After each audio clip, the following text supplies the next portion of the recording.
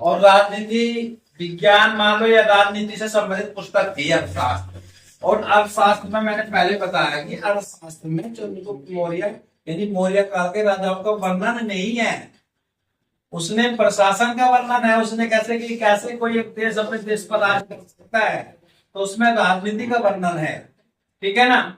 और इस देश की शायद विडंबना रही है कि इसको जो है भारत का मैकावली कहा जाता है, इसको चाणक्य का है मैकावली। अब पैदा होने वाला राजा वो मतलब दार्शनिक चाणक्य, ईसा से पहले पैदा होने वाला दार्शनिक, और हमारी तुलना मैकावली से कर रहे हैं। ये नहीं कह सकते कि यूरोप का चाणक्य मैकावली को कहा जाता है ना। यहाँ के इतिहासकारों ने कैसे इतिहास लिख रखा है कि यूरोप का चाणक्य मैकावली को कहा जाता है, लेकिन ये कहा जाता है कि भारत का मैकावली चाणक्य है। कितना एकदम डिफरेंस कर रखा है, क्योंकि उसने द प्रिंस किताब लिखी थी, उसमें उसने जो है राजनीति के विषय में लिख रखा था प्रिंस। अर्थशास्त्र में इसने मौर्य प्रशासन मान लो एक तरह से मौर्य पर, क्योंकि इसी शासन काल में इसने लिखा तो थोड़ा बहुत मेंशन उसने किया हुआ है कि अध्यक्ष बनाए उसने किसी भी देश को सरकार चलाने के लिए। जैसे मंत्री होते हैं तो उसने अध्यक्ष बनाए, अध्यक्ष को कहा जाता था तीर्थ, तीर्थ कहा जाता है। एक सवाल को यही आता है कि तीर्थ होते कौन थे, कि अध्यक्ष होते थे। 18 तीर्थ, संख्या ध्यान रखना है, 18 तीर्थ। अब इसमें जो है मैंने ये 18 के 18 बोर्ड पर लिख रहे हैं, ध्यान से दो। इसमें 3 या 4 ऐसे हैं जो तुम्हें याद करने हैं, जो जहां जहां जो प्रश्न पूछे गए हैं वो मैं यहाँ मेंशन करूंगा। सबसे पहले इसमें जो है सबसे पहला पद जो होता है एक तरह से मंत्री था। मंत्री मतलब प्रधानमंत्री जो होता था, प्रधानमंत्री। जैसे चंद्रगुप्त का प्रधानमंत्री कौन था, चाणक्य। बिंदुसार का खलनाटक, ठीक है ना। तो ये प्रधानमंत्री होते थे। राजा के बाद इसका नंबर आता था, राजा के बाद जो नंबर 1 था वो कौन होता था, प्रधानमंत्री होता था। दूसरे नंबर पर पुरोहित। पुरोहित जो है दान धर्म विभाग को जो है, दान धर्म विभाग जो होता था उसकी जिम्मेदारी किसकी होती थी, पुरोहित की होती थी। आज की सबसे बड़ी समस्या यही है कि आज किसी को पुरोहित की आवश्यकता नहीं है, जबकि प्राचीन इतिहास में आप लोग उठा के देख लीजिए कि वजीर मान लो या पुरोहित मान लो, चाहे रामायण में वशिष्ठ की स्थिति हो, है ना, चाहे महाभारत में कर्पाचार्य की स्थिति हो, वे सब क्या थे, पुरोहित थे। राजा को समय समय पर सलाह देते थे, उचित सलाह देते थे। आज तुम अपने घर में भी देख लो, अगर घर का मुखिया है या तुम ही हो, तुम किसी से सलाह लेना पसंद नहीं करोगे। अगर पंडित जी एक आधी बात बता कर रहते थे तो 4 बात फालतू हम जा रहे हैं, यह स्थिति आ गई है। तो जहां जिसका सलाहकारी नहीं है कोई, अब आप समझ सकते हो उसका घर की, उस देश की, उस समाज की क्या स्थिति होगी। तो पुरोहित सेकंड पोजीशन पर। तीसरी पोजीशन पर होता था सेनापति, जो सैन्य को देखता था, ठीक है, जो पूरी सेना को देखता था। अगर हम लोग बात करें सीडीएस, राष्ट्रपति तो हम लोग कह नहीं सकते क्योंकि भारत में तो वैसे राष्ट्रपति है, सैन्य शक्ति का जो सर्वोच्च अधिकारी वो राष्ट्रपति माना जाता है। लेकिन तीनों को ऊपर कमांड कौन दे रहा है, सीडीएस दे रहा है। कौन है सीडीएस, अनिल चौहान। अभी तुम लोगों ने सुना भी होगा। अब युवराज जो है 4th पोजीशन पर था। आज की परिप्रेक्ष्य में नंबर 1 चला गया।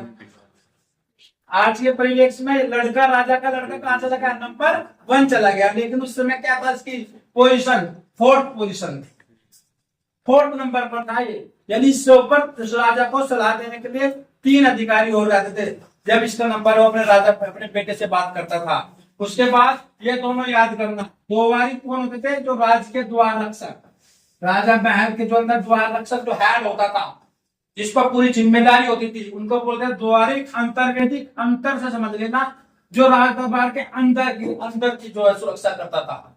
अंतर्वेदिक जो अंदर की सुरक्षा करता था। दोनों सब वेरी वेरी इंपोर्टेंट तुम्हारे लेवल के सवाल है। समाहर्ता और सन्निधाता। समाहर्ता होता आय का संग्रह करता, जो टैक्स वसूलता था, है ना, आय का संग्रह करता। और सन्निधाता कोषाध्यक्ष, जो इसको जो है सारा पैसा, पूरे देश का पैसा इसके इसमें ट्रेजरी हेड जिसको हम लोग बोल सकते थे, उसको बोलते थे सन्निधाता। प्रशिष्टा कौन होता था, ये कारागार अध्यक्ष। कारागार मतलब जेल का अध्यक्ष, जेल अधीक्षक। प्रदेश कमिश्नर, जो आज मंडल स्तर पर जो बैठ रहा है, प्रदेश मंडल कौन सा है अपना, सहारनपुर मंडल है, क्योंकि सहारनपुर मंडल के अंदर 3 जिले आती है, शामली, मुजफ्फरनगर और सहारनपुर। तो इनका जो हेड होता है वो कौन होता था, वो उस समय प्रदेश की कहलाया जाता था, यानी कमिश्नर। अब मंडलायुक्त कमिश्नर कहा जाता है। 4 नगर प्रमुख, महापौर आदि, पौर, महापौर जो वर्ड है ये सब इसी से रिलेटेड है। व्यावहारिक, न्यायाधीश, नायक, नगर रक्षक, शहर का रक्षक, एसपीडी कह सको आप इसे, ठीक है ना, नायक। कर्मांतिक, वेरी इंपोर्टेंट, कारखाना उद्योगों का अध्यक्ष, मंत्रिपरिषद अध्यक्ष। अब यहां जो मंत्रिपरिषद है इसमें भी 27 मंत्री है, जो मैं बताना चाह रहा था, इस पुस्तक में नहीं लिख रहे हैं, 27 मंत्री है इसमें। कई किताबों में 25 लिख रहा है, कहीं 26 लिख रहा है, कहीं 27 मंत्री है। तो 27 या 26 से कंफर्म कर लूंगा मैं इस एक बार। तो ये 27 मंत्री है। तो इन मंत्रियों में जैसे विविता अध्यक्ष होता था, विविता अध्यक्ष किसका होता था, चारागाह का हेड। विविता अध्यक्ष कौन होता था, चारागाह का। अकारण अध्यक्ष कौन होता था, खान जो होती माइनर्स होती है इनका हेड। लवणाध्यक्ष कौन होता था, पोता अध्यक्ष कौन होता था। तो ये जो अध्यक्ष है वे भी तुम्हारे इंपोर्टेंट है। मैं कल जो है तुम लोग को लिखवाऊंगा उसमें से कुछ, तो वे भी परीक्षाओं में आते हैं कि किसका हेड कौन होता है। तो वे किसके अंतर्गत आते थे, वे मंत्री परिषद के अंतर्गत आते थे। दंडपाल कौन होता था, सेना का सामान एकत्रित करने वाला दंडपाल। इससे आप ये दिमाग में नहीं रखना कि दंड का मतलब दंड देने वाला, दंड देने वाला नहीं, सेना का सामान एकत्रित करने वाले को क्या कहा जाता था, दंडपाल। दुर्गपाल, दुर्ग का रक्षक। और अंतपाल, एक इसको भी ध्यान रखना, अंत का मतलब यह अंदर नहीं है, अंत का मतलब जो सीमावर्ती दुर्ग होते थे उनका रक्षक को जो है अंतपाल कहा जाता था। प्रशासन की सबसे छोटी इकाई ग्राम होती थी, जिसका हेड होता था ग्रामीण। मैं अब दूसरी चीज, यहाँ सवाल तुम्हारे लेवल से थोड़ा ऊपर आ गया।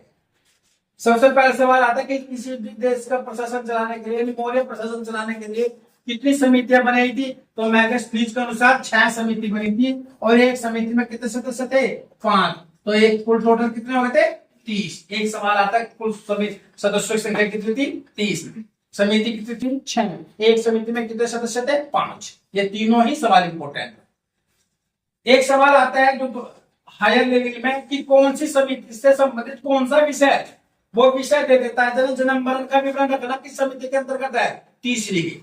ये सवाल आते हैं हायर में, समझ में आया। ये दे दिया उसने कि बिक्री कर, बिक्री कर किस समिति के अंतर्गत आता है, 6ठी समिति के अंतर्गत बिक्री कर आता है। और बिक्री कर कितना था, 1/10। और जो बिक्री कर नहीं देता था उसके मृत्यु दंड तक का प्रावधान मौर्य साम्राज्य में था।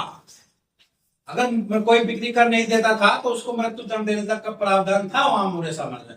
तो ये 6 सवाल आते हैं।